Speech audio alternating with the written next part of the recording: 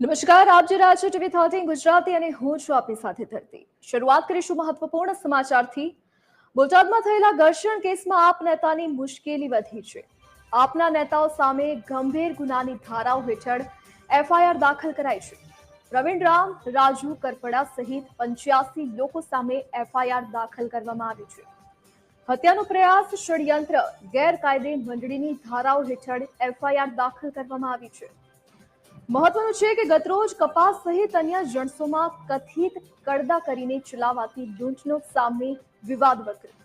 Police દ્વારા મંજૂરી નકારવામાં આવી હોવા છતાં આપ દ્વારા હળદળ ગામે ખેડૂત મહાપંચાયતનું આયોજન કરવામાં આવ્યું હતું.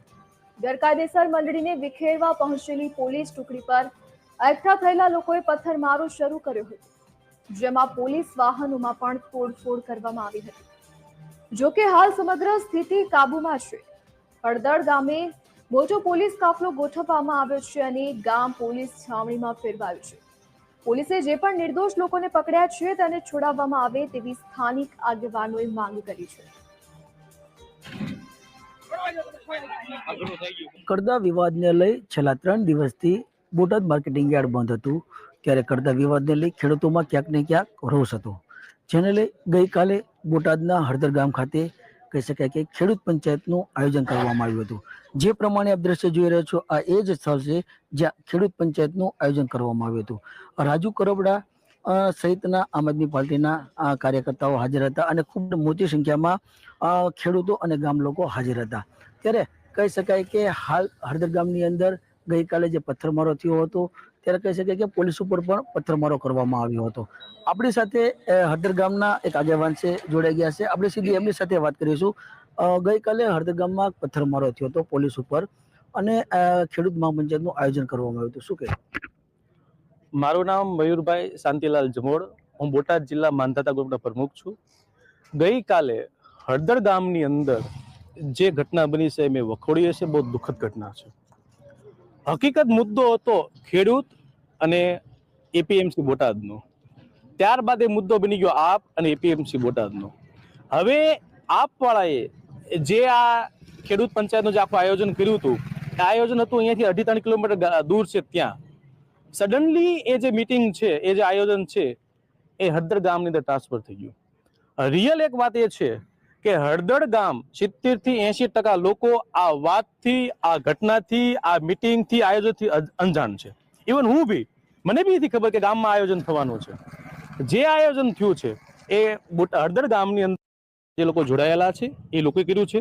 બીજું કે હળદર ગામની અંદર જે આયોજન થયું છે એમાં આજુબાજુના ગામના લોકો, જિલ્લાના લોકો, હું એવું માનું છું અધર જિલ્લાના લોકો બી ત્યાં જોઈન્ટ હતા.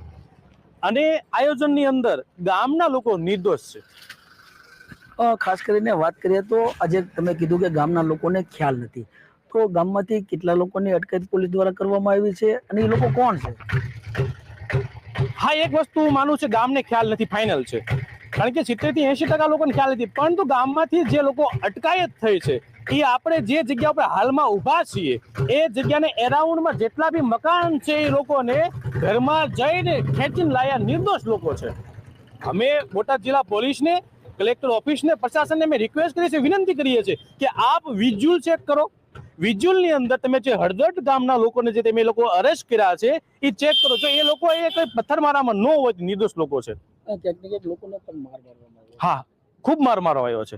એ તો કદાચ તમે આપ મને પૂછો એની કરતા બેટર છે જે લોકોને અરેસ્ટ કર્યા છે એના તમે બેક સાઈડ જોઈ લો, ખ્યાલ આવી જશે કેટલો માર માર્યો છે બધાને. લોકોને ઘરમાંથી કહી શકાય કે વીણીને પકડીને પોલીસ વેનમાં બેસાડવામાં આવ્યા છે. શું? હા, એ વસ્તુ બી રાઈટ છે કે જે લોકોએ પથ્થરમારો કર્યો છે અને પોલીસને જે લાઠીચાર્જની શરૂઆત થઈ એટલે લોકો ત્યાંથી વિખરાયા અને એ લોકો જે છે એ આજુબાજુના ઘરમાં ઘૂસી ગયા. હવે ઘરમાં એન્ટર થઈ ગયા એટલે પોલીસને તો એ લોકો બહાર કાઢવા માટે એ લોકોએ બળ પ્રયોગ કર્યો છે. એ સમયે એવું પણ બન્યું છે કે હા, એક વસ્તુ માનું છું, પોલીસને એ વસ્તુને એક ચેક કરવી જરૂરી હતી કે જે ઘરમાંથી ખેંચીને લાવો છો બહાર, એ પ્રોપર ઘરનો છે કે નહીં. બસ એક મિસ્ટેક રહી અને એ તમામ લોકોને બહાર લીધા. એમાંથી જે લોકો બહારના હતા પથ્થરમારો એ બી આવ્યા, પ્લસ સાથોસાથ જે ગામના પ્રોપર જેનું ઘર છે એ નિર્દોષ લોકો છે, જેના દરવાજા છે કે બારી છે કે બારણા તોડીને ખેંચીને બહાર લાયા એ નિર્દોષ લોકો આમાં આવી ગયા છે. ખાસ કરીને વાત કરીએ તો હળદર ગામની અંદર કહી શકાય કે નિર્દોષ લોકોને પોલીસ દ્વારા પકડવામાં આવ્યા છે તેવા આક્ષેપ છે. ખાસ કરીને વાત કરીએ ગઈકાલે જે ઘટના બની હતી તેને લઈ કહી શકાય કે જુનાગઢના આઈજી પણ હળદર ગામની મુલાકાતે હતા અને હાલ તો હળદર ગામની અંદર કહી શકાય કે ખૂબ જ મોટી સંખ્યામાં પોલીસ છે અને હળદર ગામ આખું પોલીસ છાવણીમાં છવાઈ ગયું છે. ગજેન્દ્ર ખાચર, TV 13 ગુજરાતી, બોટાદ.